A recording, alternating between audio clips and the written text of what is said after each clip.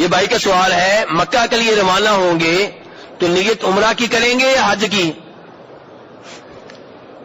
لگتا ہے یہ سوال کسی ایسے بھائی کی طرف سے ہے جو سیدھا مدینہ آیا ہے اور ابھی مکہ جانا ہے.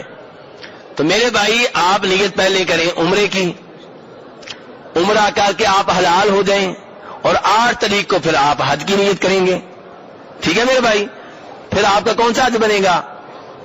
حج تمتع. سب سے افضل حج کون سا ہے؟ حج تمتع سب سے افضل حج ہے. نبی علیہ الصلوۃ والسلام نے کون سا حج کیا ہے؟ حج قران.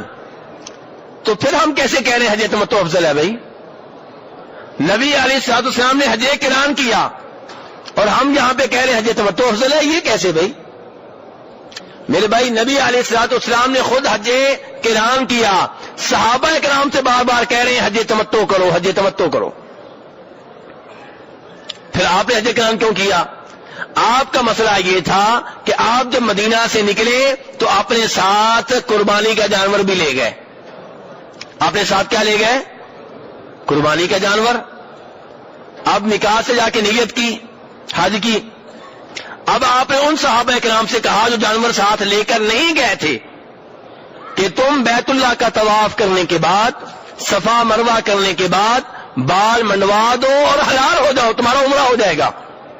اور پھر 8 تاریخ کو حج کی نیت کرو گے تو کون سا حج بن جائے گا؟ حج تمتع.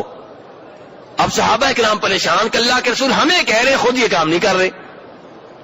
تو پھر آپ نے فرمایا کہ لو استقبلت من امری مستدبرت لما سقت الہدیہ. آپ نے فرمایا وہ بات جو مجھے بعد میں معلوم ہوئی اگر پہلے معلوم ہو جاتی تو میں مدینہ سے قربانی کا جانور ساتھ لے کر نہ آتا اور میں بھی تمہاری طرح عمرہ کرنے کے بعد حلال ہو جاتا. تو چونکہ آپ قربانی کے جانور ساتھ لے کر آئے تھے اور اب اصول یہ ہے کہ جب آپ قربانی کے جانور ساتھ لے کر آئے ہو مقاصد سے، جب تک وہ حلال نہیں ہوگا آپ بھی حلال نہیں ہوں گے. تو اس لیے پھر حج تمتع نہیں ہو سکے گا. پھر کون سا حج ہوگا؟ حج قران. تو آپ لوگ جانور لے کر آئے ہیں ساتھ جی، تو پھر آپ کے لیے کون سا حج افضل ہوا؟ حج تمتع افضل ہوا.